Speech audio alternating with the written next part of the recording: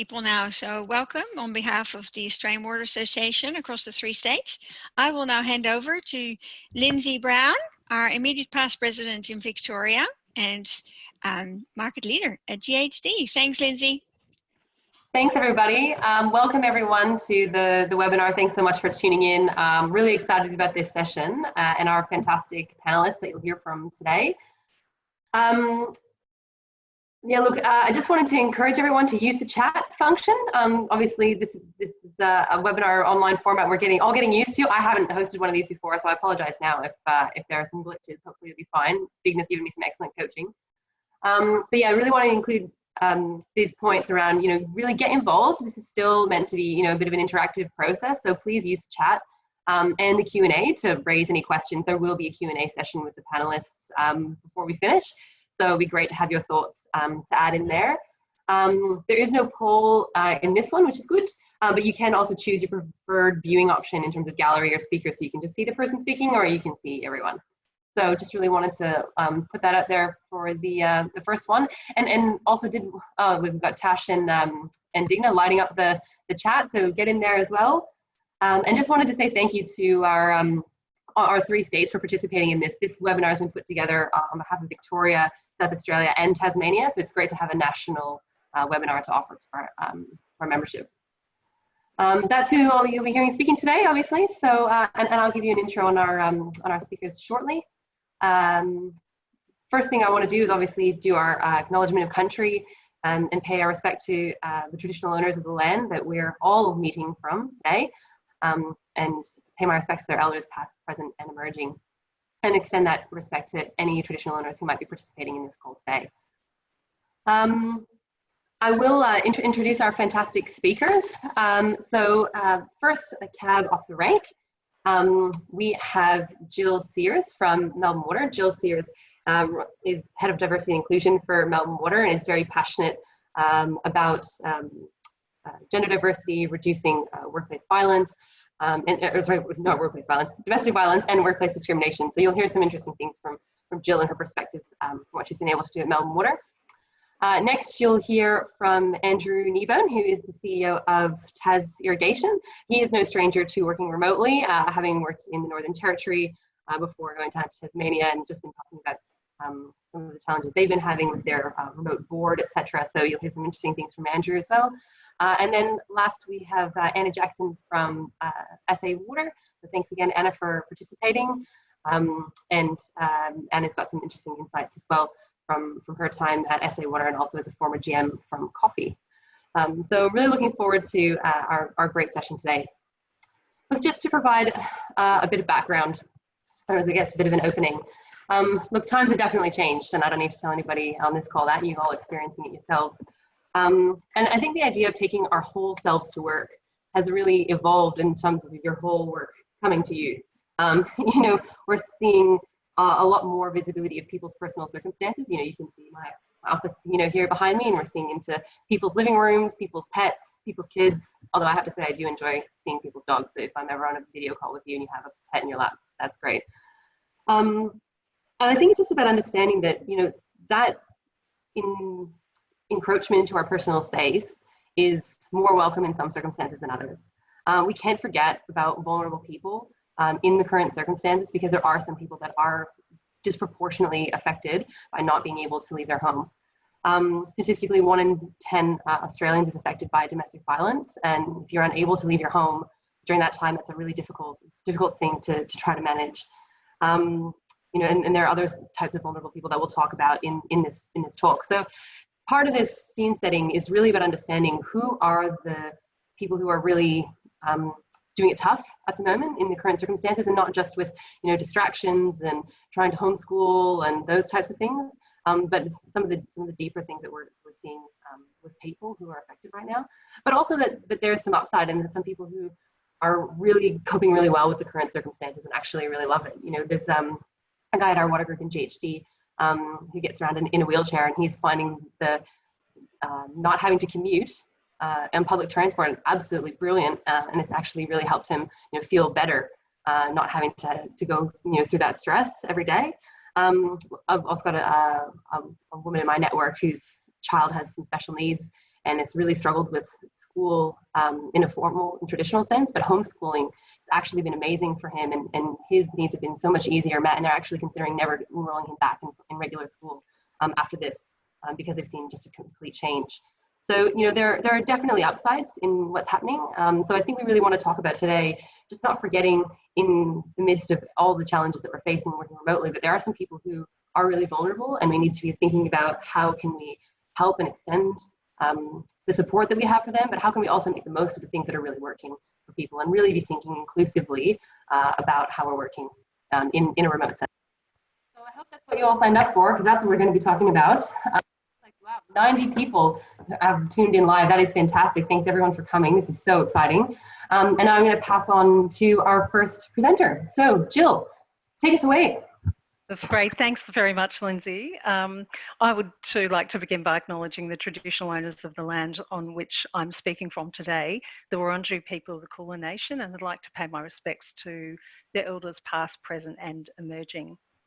I'd also like to I guess give you a moment just to acknowledge the traditional owners of the land on which you are joining us for the webinar as well. Thank you very much for the opportunity to speak today. As Lindsay said, many of us are working from home, and then there are others that are continuing to work from our operational sites or working remotely with the adjustments in place that are required as part of the social distancing requirements that we're all living with.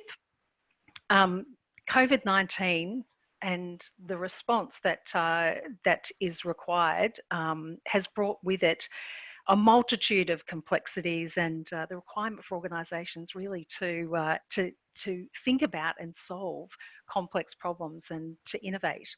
And the water sector is pretty good at this overall. We know that inclusion is absolutely key to accessing the diversity of thought and the experiences, as well as enabling cohesion in teams in order to be, you know, high performing, and that's critical to enabling the innovation and the ability to really interrogate the options that we need to be exploring right now. So many of us, the adjustment to the way that we need to work has been in place for somewhere between 6 to 8 weeks, and there are some experiences that seem to be really common across many organisations. And one of the things that that we are hearing is that everything seems to be really amplified in this environment, that there's an increase in the intensity of the way that we're working and the way that we're experiencing our workplace. Interactions that might not normally cause stress might have a more negative effect on people in this environment, and conversely, inclusive behaviours can have an even greater effect. Teams are collaborating with using Zoom and Skype and other platforms, and we don't have access to the same amount of information as a result. So even the interaction that we're having right now, there's no feedback. There's no opportunity to sort of get a sense of how people are receiving the information, whether they're interested or whether they're distracted, or whether perhaps something I'm saying has prompted them to want to jump in and add something to the conversation.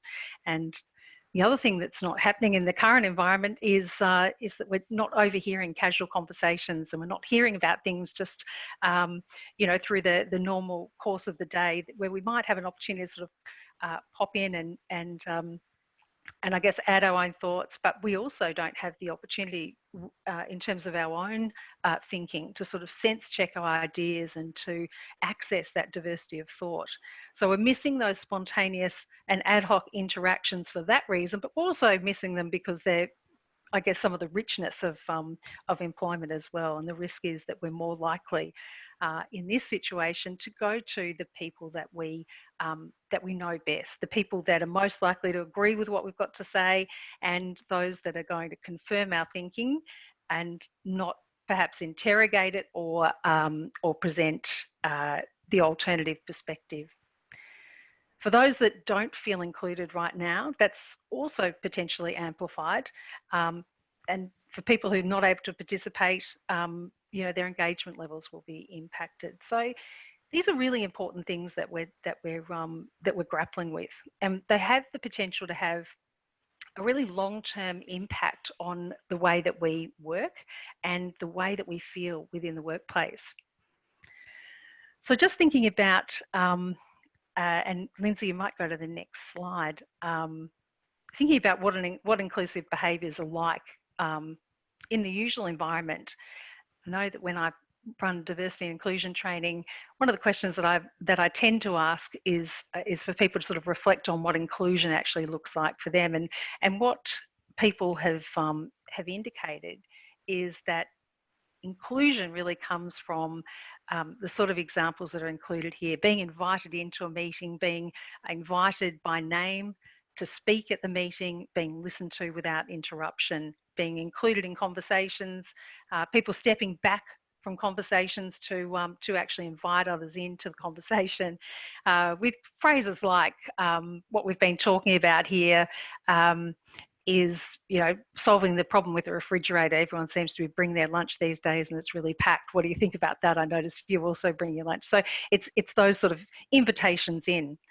Other examples focus on colleagues showing interest in personal circumstances, life events, offering to provide information or assistance outside work tasks. And one of the examples someone gave me recently was a work colleague hearing about some study someone was thinking of doing, master's program, and before making the investment, wanting to get a bit more information, and someone offered in response to share their own experience, what they'd found in studying a particular course of study.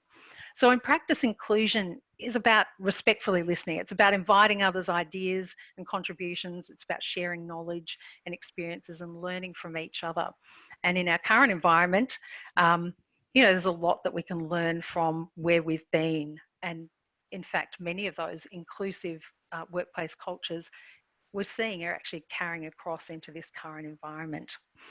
We use a lot of the same behaviours, and I guess one of the important things is about deliberately paying attention to ensure that that those behaviours are reflected in the way that we're functioning in this environment. So just onto the next slide.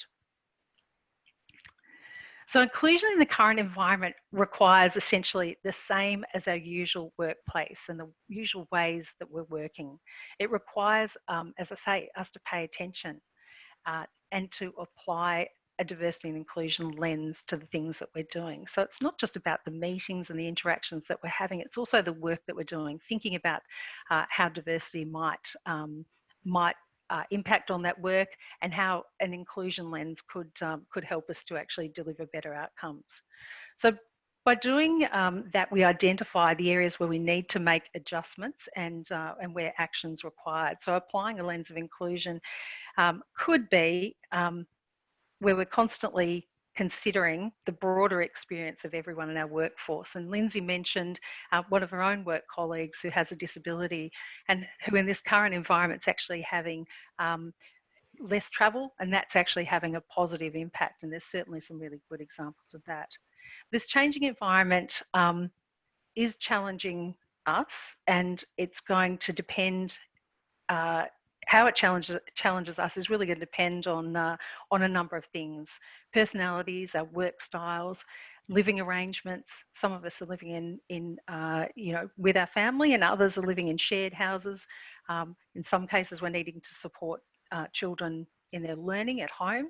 Other people are living alone and having very little access to other people, and so work's a really important connector.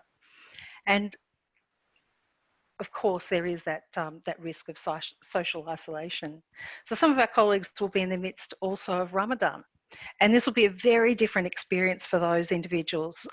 Usually the opportunity to connect with family is a very important part of an iftar dinner at the end of the day, at the end of fasting, and an opportunity to share and connect with family. And so for those people, it's a really different experience. And also for people with different sorts of disability, people with neurodiverse, people with dyslexia, people with who are on the spectrum, really potentially having a very different experience to the rest of the population. So applying that lens of inclusion is always important, but is critical in our current situation, and ensuring that we're able to overlay our interactions with an understanding of those different situations.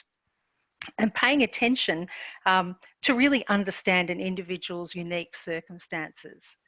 So Lindsey mentioned that we're, you know, we're in this environment where we actually do have more information about each other. We get to see where we're working from, and it's really a privilege. It's a privilege to do that, but with it also comes the opportunity to connect and to get to know our work colleagues a little more. So some of the examples that were given earlier in the earlier slide about inclusion and the behaviours in our normal work environment demonstrate that people are taking a genuine interest in others, following up with them and taking deliberate steps, reaching out and asking how they're doing and offering support can really have a positive impact on how included people are feeling. And taking those deliberate steps for inclusion, particularly in the virtual world, doesn't just happen. It's something that we do need to actively consider and work towards in all of our interactions. Consider who we're interacting on a daily basis and interrogate that as well. Check that we are actually seeking the views of a variety of people. Inviting the right people to meetings and conversations will help to do this, so that any time a meeting is happening and or perhaps you're receiving an invitation to a meeting, you're actually having a look at that and taking the time to think about who else should be in that meeting. Have we got the right people in that meeting, so that you know, we're not without meaning to, of course, you know, missing the opportunity for people to other voices to be heard.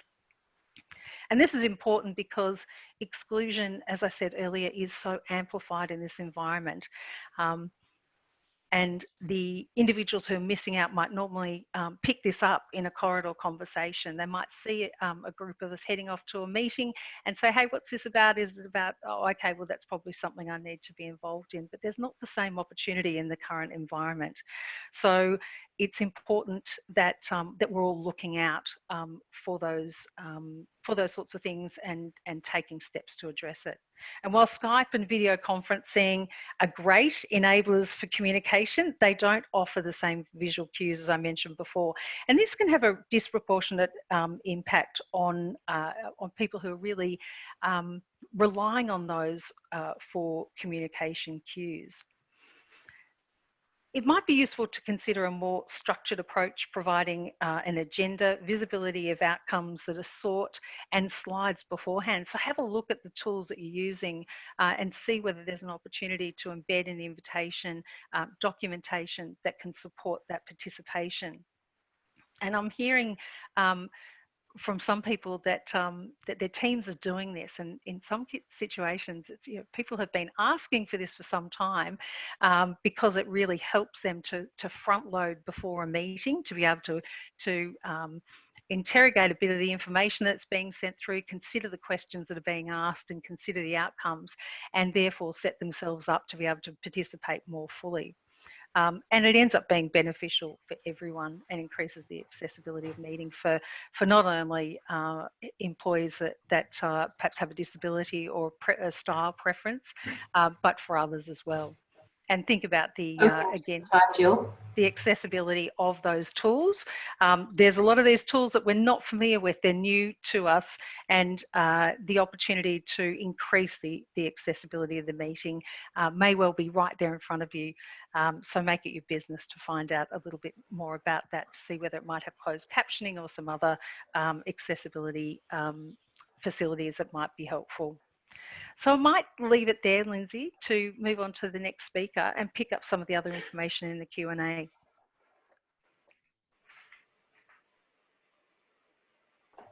Great, thanks, Jill. I really appreciate that.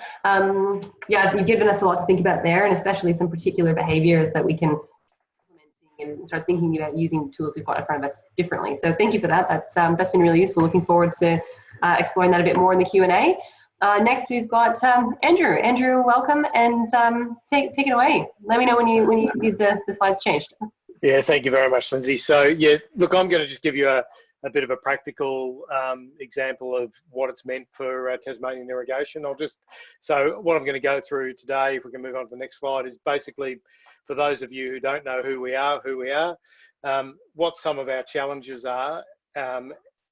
The fact that it probably, as Lindsey said before, it's not all bad, and in fact it has forced and required some quite positive changes to how we have operated, and then really what we think our next steps are.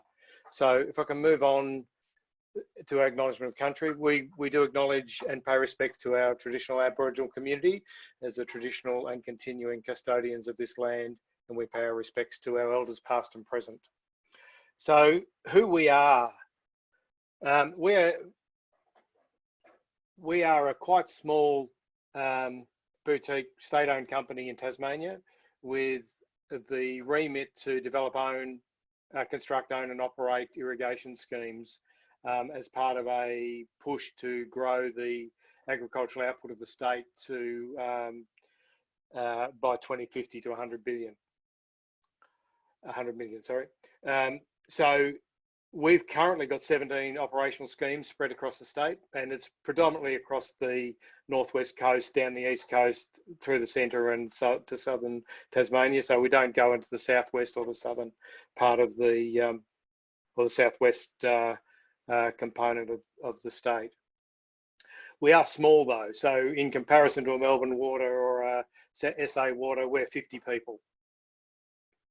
And those 50 people are basically spread across the state in terms of being either operators in each one of those schemes you can see on that map, or they are developing new schemes, and we've got a program of 10 new schemes that we're developing, 5 of which are in the pre-planning phase, and that's about a $225 million program. Or they're supporting those functions. So they're either technical, environmental or corporate support services. So we are a small organisation. It's an organisation where you can know everybody's name. And about half of the people work in a centralised office in Launceston, and the balance are out in the field. So in terms of challenges, we have transitioned so move on, Lindsay, thanks. We have, like most other people, transition to working from home. So most of our scheme operators would have been single individuals working, supporting schemes and their irrigators, and are quite used to working in isolation and remote from others, but not so the people who work in the office. But this current arrangement has required us to transition to that, and in fact blown up the myth that we need a centralised office to effectively operate. One of the things that it did require of us though, and because I've been with the organisation now 18 months, I've been the CEO officially for a year, we've just in the process of re-establishing a senior leadership team in the organisation, and we've got some relatively new participants in that. And so we've got people who range from being in the organisation 10 years to some being only about a couple of months. It meant that we had to have a conversation as a leadership team about what the expectation of a leader in this environment and in transitioning and working in this environment would be, and what the responsibilities of a leader would be, in terms of ensuring inclusion, ensuring that ongoing communication, two-way communication, that we're capable of and always thinking about monitoring the situation and adapting, because what we know is in the initial ramp-up phase of the pandemic crisis, things were changing on an hourly, daily basis, whereas now we've sort of got into a much more regulated and even flow and business as usual approach. But it meant we had a range of new risks that needed to be taken account of, and it wasn't a static or a static environment that we were managing. And it's still not a static environment because people's moods change every day. People's environments change every day. So it's not something that you can think as a leader, this is done, I've got it under control, it's right. It's something that we need to consistently and constantly monitor and have that sort of situational awareness to be able to adapt. So not a one size all fits all approach was going to work. But just as importantly, leaders require as much support as their staff. And we've all got our individual personal circumstances. I was my personal circumstance very early on was I had had contact with my brother who had just come back from the States. He thought he was potentially infected, and I had been to work. I'd stayed away from work for a week before, after meeting him, but I'd gone to work for 3 days. Just at the point where he was saying, well, hell, I've just been tested, so I had to disinfect everything, be concerned that I'd infected half my office. All of those things were, you know, and that wave and range of emotions people have been going through on a daily basis. So therefore, as a leader with a team that you're concerned about and wanting to support and ensure can remain productive, can remain engaged, you've got to be able to be cognizant of where they're at on a daily basis as well. So we've really come up with a bit of a mantra around, and it's one that's shared probably more in the leadership team than it is more broadly, about communicate, listen, adapt, reset, repeat. So it's that old thing, if you think you've communicated enough, do it again.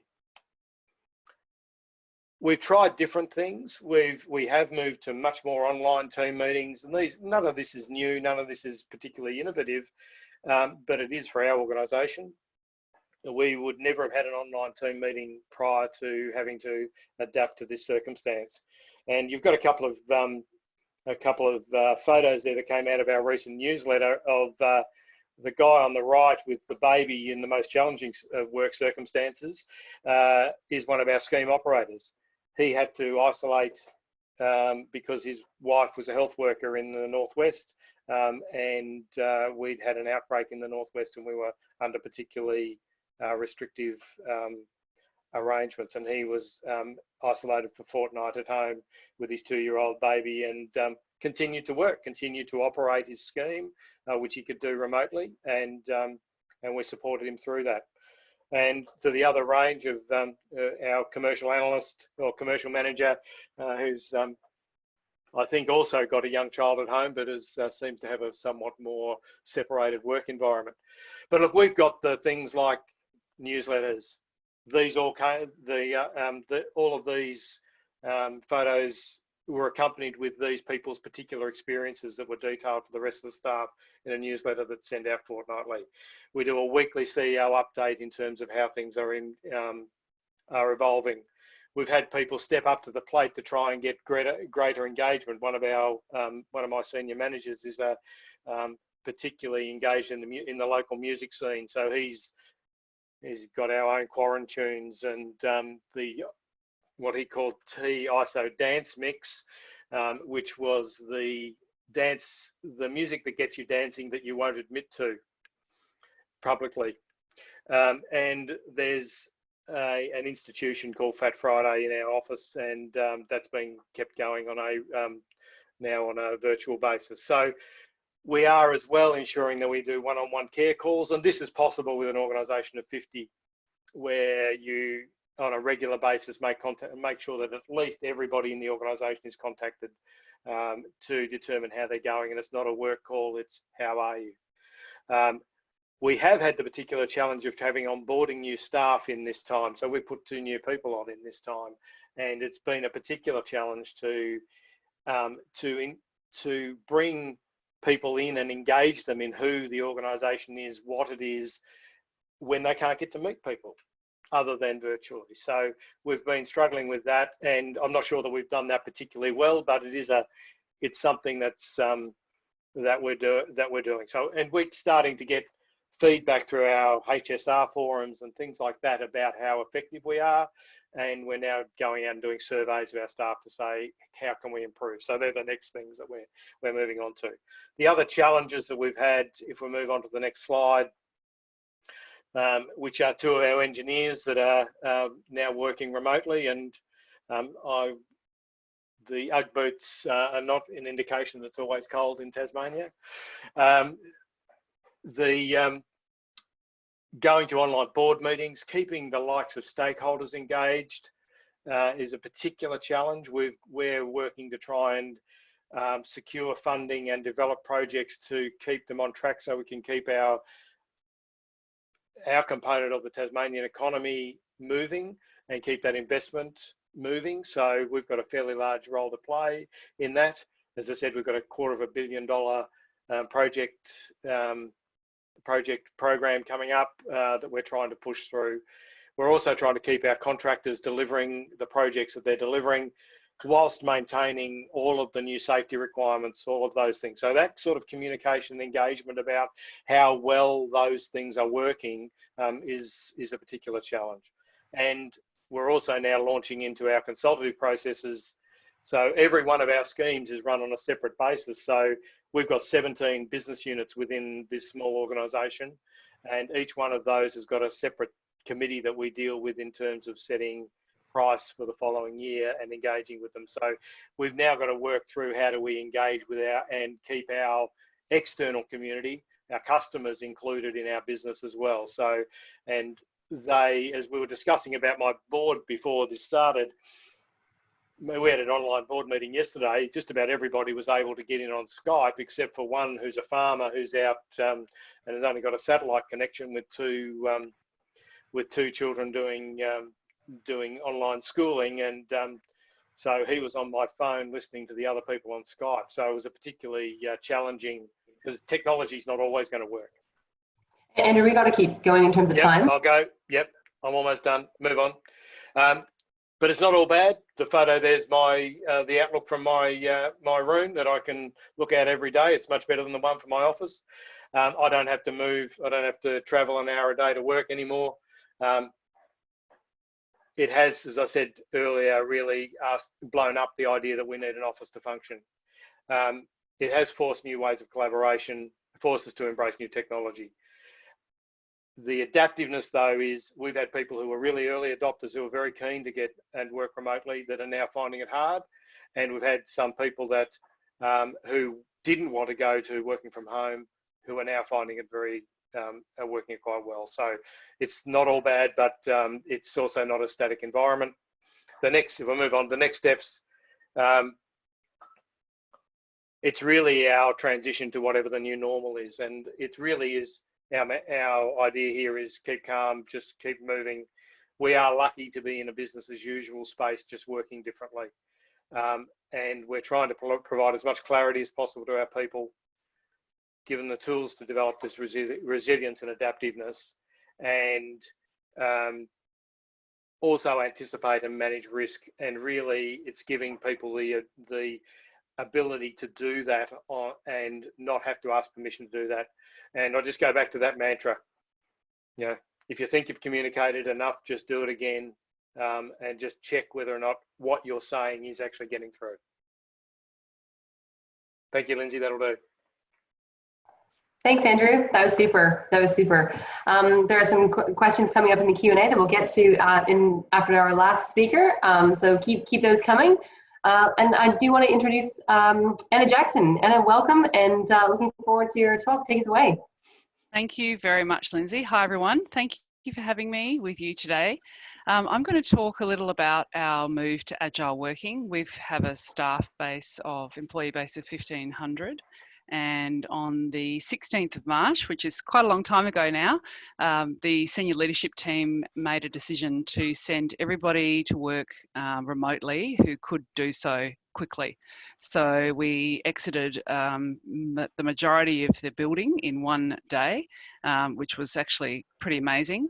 And there are a few reasons we're able to do that. So before I take you through that, I'm just going to do, first of all, our Acknowledgement of Country, if that's okay for you to change slides, please, Lindsay. Thank you. I'm pretty proud of this artwork on this slide. This is Acknowledgement of Country for Ghana land, which is where I am. And the 5 waterholes you see there represent South Australia by region, and we developed those with the different communities across the state. So we use them for SA Water, and they're very important to us and those communities. So I would like to acknowledge that I'm meeting on Ghana land today and thank Ghana for their care and continued involvement in that land. If you can go to the next slide so you can just have a bit of a laugh at my expense now. That's my home office environment. That's my cat. He's pretty sure he's comfortable with the new working arrangements. Funnily enough, I'm actually not in the office today. I'm in my home office. I'm actually in the SA Water office for the second time in 8 weeks only. And it's really strange. When I was leaving this morning, I had this funny sense of I actually don't know if I want to go in. I'm pretty comfortable here now. Whereas when I first came out nearly 8 weeks ago, I found it very challenging, I must admit. And I really missed some of those ad hoc conversations. But I also found it easy to just get work done as well. And I was reflecting on why that was when I was putting this presentation together. And there are a few reasons for that. One of them is that in some ways, I think I've always done some remote working. I've never been particularly office bound. So I started life as a journalist. You can't just sit at a desk as a journalist. You've actually got to go out and do things. And you also need to be prepared to take phone calls on the weekend and get onto stories as quickly as possible as well. So there's always been that mindset, I guess, of working away from an office environment.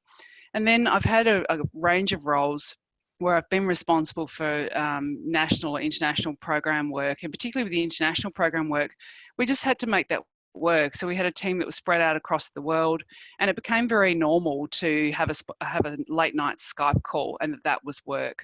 So that would often be done from a similar setup to this desk you see here, and it was fine. And what it taught me was that you can be inclusive and you can make sure that you are on top of what's going on in a workplace, even if you're remotely connected, even if you've got a team member who's in the UK and another one who's in the US. So for example, you need to change the way you approach things as a manager. You need to trust your people to deliver. You can't be a micromanager when you've got remote communities of working practice going on. And you also need to keep some sort of structure in place. So what I found with some of those international calls was that because we might only get together every week or every 2 weeks, depending on what the meeting was about, we really had to be very structured in what we wanted to cover off in those meetings, because otherwise you could find yourself having a nice chat with your people that you're pretty close to. I mean, same thing, Andrew and Jill both referred to this. You get to know someone completely differently when you see into their home. And I remember going from conversations where we're all very formally dressed and we've got the suits, especially for the top half, to where, you could see the Ugg boots, or in some cases, if the time was right in Washington, DC, our contact there would be wearing her pajama bottoms. And you'd say, oh, you've got the fluffy clouds on today, they're nice.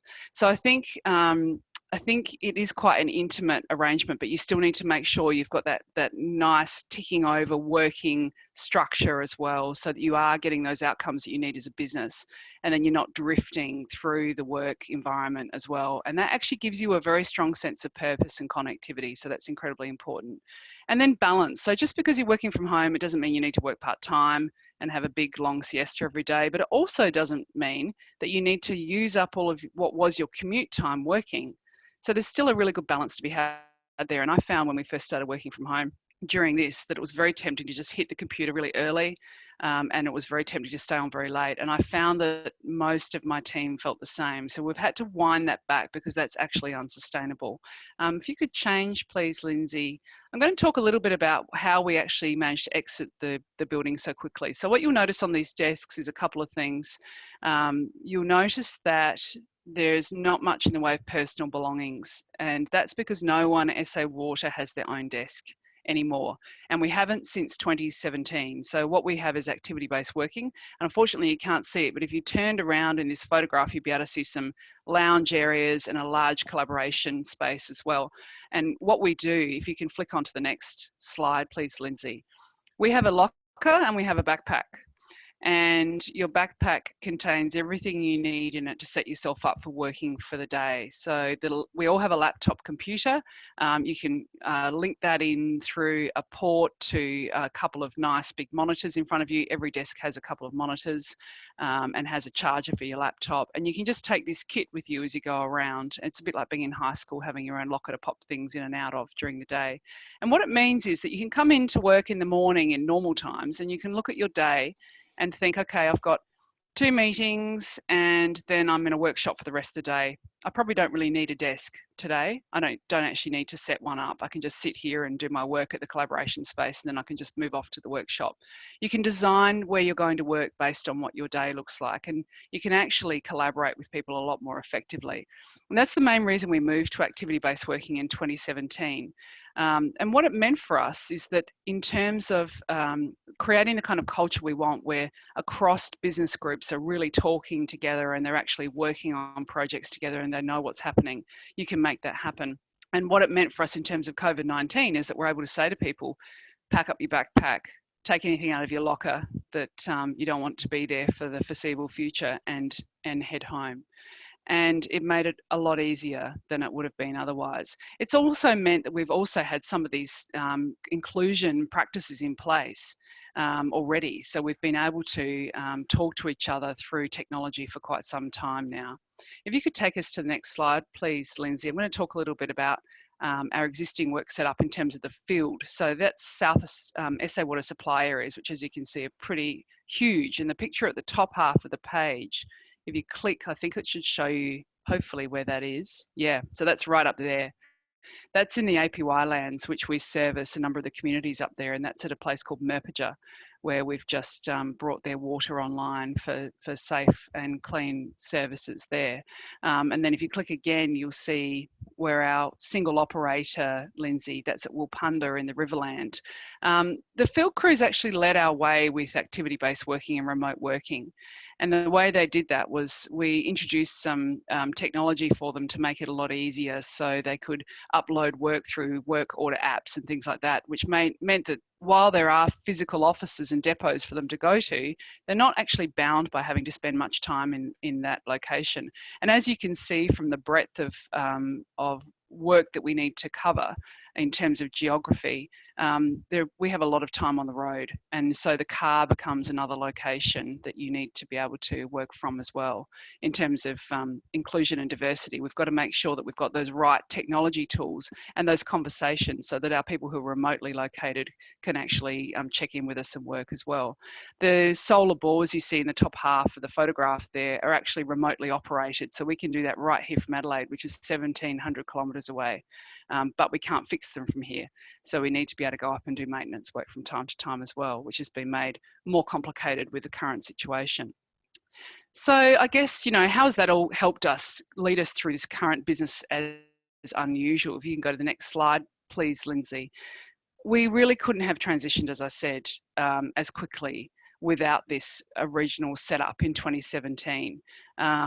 Safety has always been our #1 priority, but over the last couple of months, looking at everyone's health and well-being has come even more into focus. And both Jill and Andrew touched on that, and it's certainly been the case for us as well, where we really pivoted our communications very deliberately from our Chief Executive, David Ryan, right through the business to communicate regularly with our senior leadership team, to keep them informed of everything that was going on right through the senior management and the people leaders group, and to make sure that we were actually asking people how they were, and we were saying to our people leaders, we need you to be asking everyone how they are, because probably the biggest danger with this situation is around that mental health isolation. So you have got people who, and the mental health stress as well.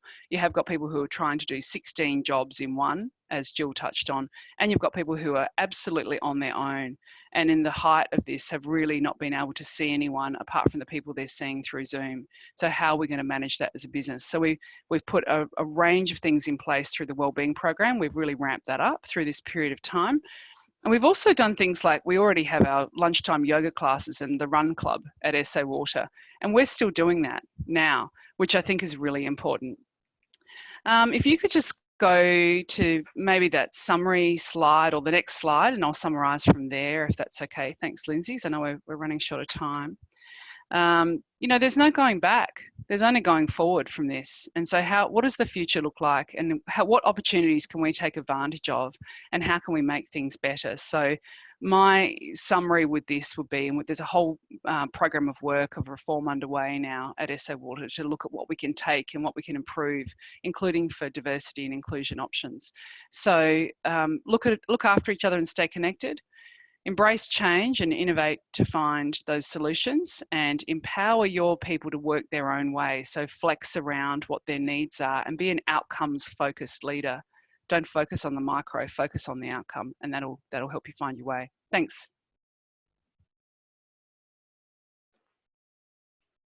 Great, super, thanks a lot for that, Anna. And thanks to all our speakers for your great contributions. There are a few questions in the Q&A, but as the host, I'm going to exercise my right to ask mine first. So if all our speakers want to unmute themselves, so you can all kind of weigh in the conversation. One of the things I think that's really a question in everyone's minds is, what's the future going to look like after this? I think we all accept that it's not going to look the way it was. And somebody touched on, you don't really need an office anymore. And, you guys have all given examples of that. So if we don't really need an office anymore, then do you think that helps or hurts inclusion and diversity? Is it better or worse to move away from the need for an office? Do you think that helps or hurts the diversity and inclusion argument? I can start that off if you like, Lindsay. Yeah. I think it depends on your circumstances. Mm-hmm. So if you are someone who draws your energy from being in an office and you have a role where you need to collaborate a lot, then that's potentially beneficial. If you are someone who can quietly go about your work and link in with people and make sure you're on track and you're on program, and maybe your work involves a lot of writing or something similar that you need some quiet space and time, then that could work better for you actually to work remotely. So it's about actually being smart and applying, rather than a one size fits all, which is what workplaces have tended to do anyway, a one size fits all, actually applying more of a bespoke approach, in my view. Andrew, did you want to add to that? Yeah, I'd agree with that. I think, and there's a distinction between don't need and don't want. I think there is value in the office, and we're in the discussion at the moment about, if we're to move back into an office, what would we use the office for? And we've basically said we would use it for collaboration. That's when there is value in having people together to pore over a plan or have a face-to-face discussion, and it's more value out of getting that, rather than this assumption that everybody has to be in the office at any one time in order to do work. Mm-hmm. And there are, we're open plan, and everybody hates it. Not everybody, but it's not loved, because people get distracted and they want quiet time on their own, and they're getting that by being at home. But it's a matter of balance. So it's a matter of what's going to be best. What's the best fit? And I just think the value we've got out of it is it's blown up the assumption, and it means we can now come back to questioning it and actually making and defining the new normal, and allowing us to sort of grow and evolve. But absolutely, what someone asked before, what the people are that are struggling, they're the people who love social inclusion. They're the extroverts. Mm-hmm. That need that personal interaction to get and gain their energy. They're the ones that are probably struggling as the most in our organisation. Yeah, that's it. Have a thought for us poor extroverts. I want to ask a question about trust, and maybe Jill, if you want to kick us off with this one. How has, and you touched on this in your response, trust changed? You know what I mean? Has it changed? We inherently have to trust our staff members, of course. We trust them with budget, we trust them with equipment, and we trust important decisions, and we trust them with lots of things. But obviously the trust around productivity has had to change. Has the nature of trust and the ways that we build trust and that sense of that feeling connected to each other, has that changed, Jill, do you think?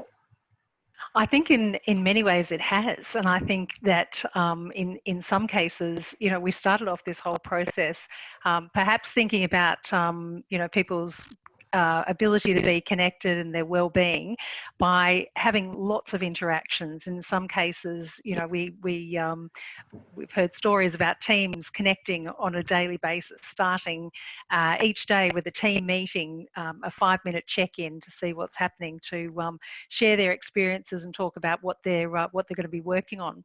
And I think over time, there's been different responses to that. For some people, they've felt that they're being micromanaged, and for other people, they've really loved it because it's actually given them greater access to their team and clarity around what it is that they need to be focused on.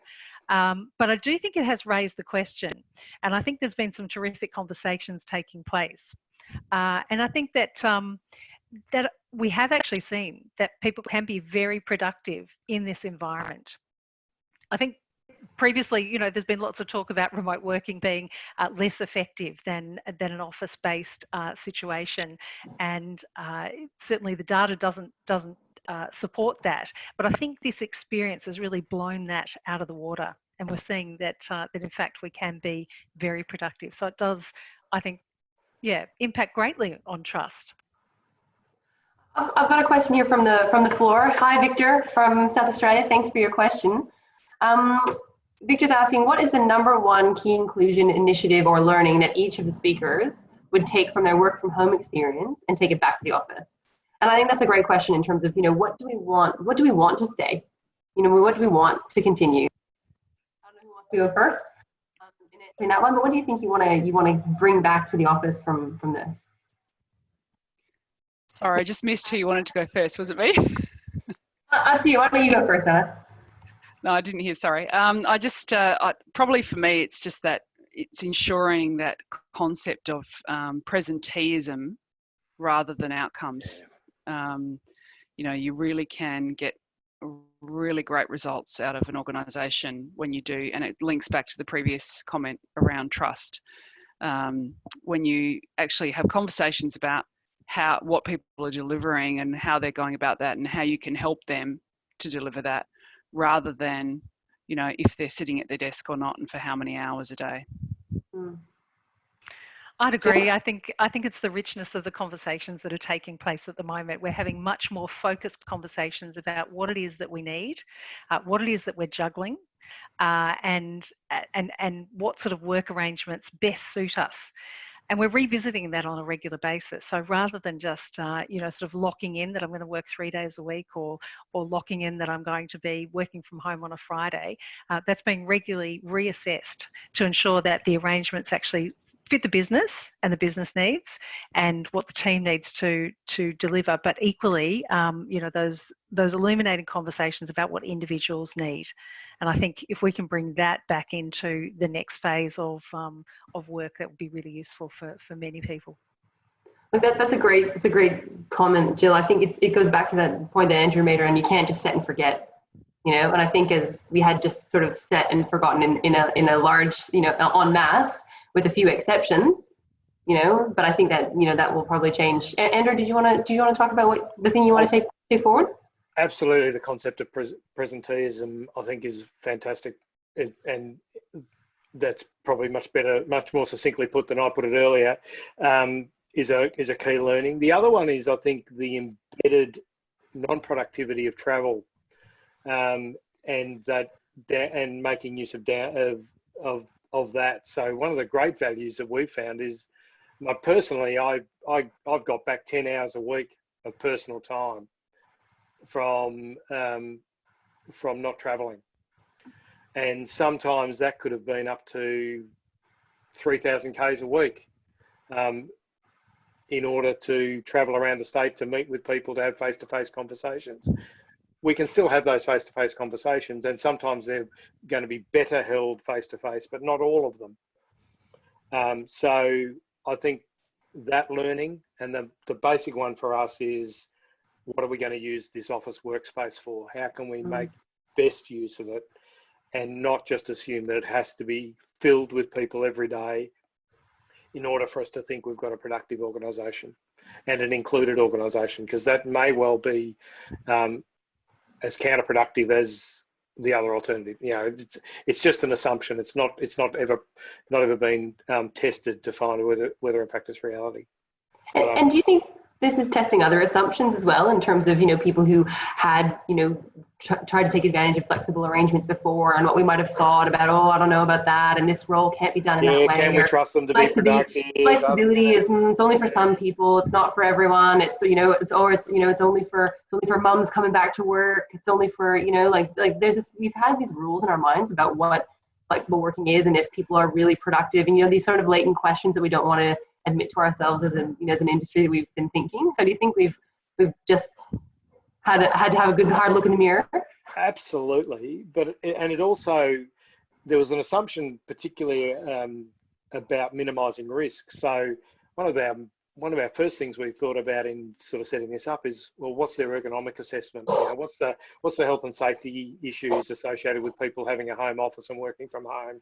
What happens if they trip over the cat on the way to get a coffee and hurt themselves? How's that going to reflect? And, you know, is their workstation appropriately?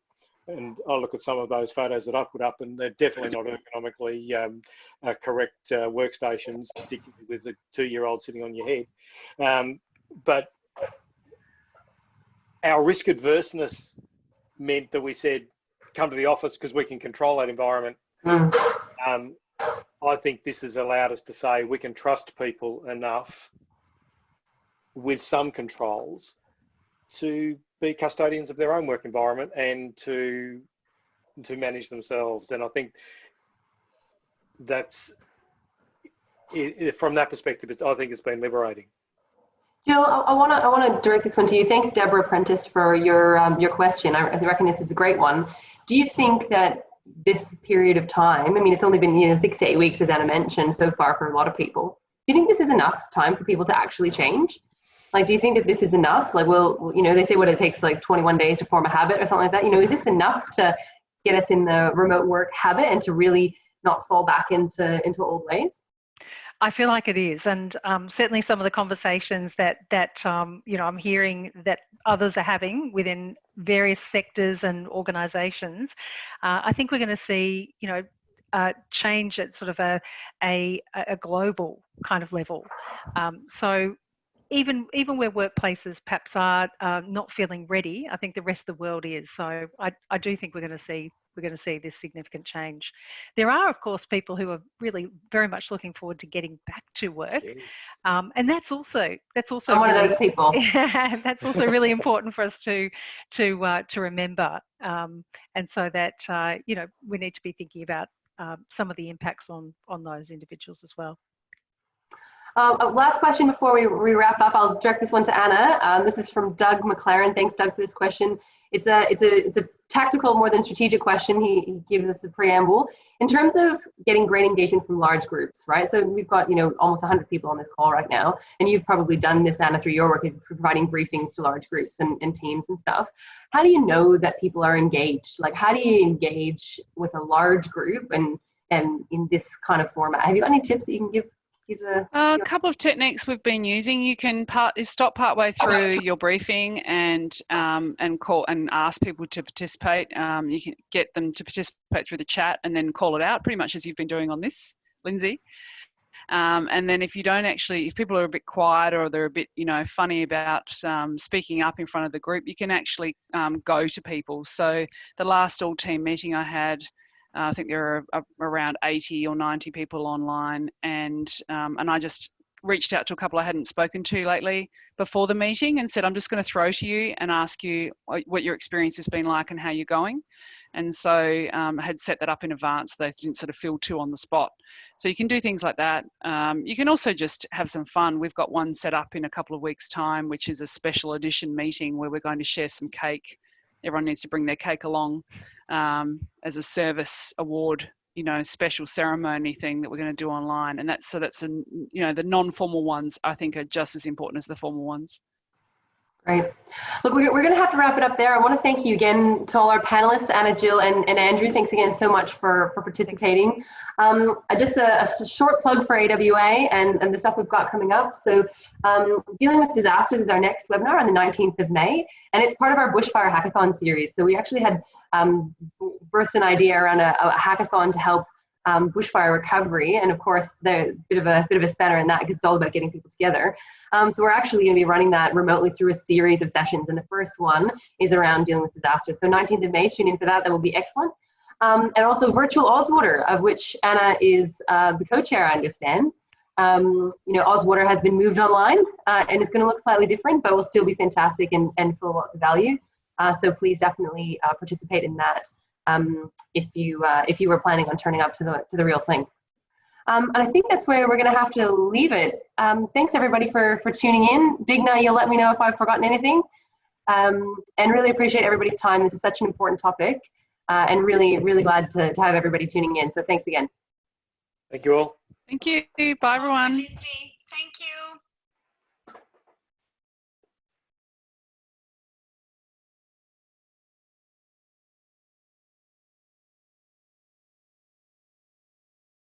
Thanks, guys. I'll see you later. Thanks, Andrew. Cheers. Thanks, Thanks Lindsey. again. Thanks, Tash. Thanks, Andrew. Well done. Thanks.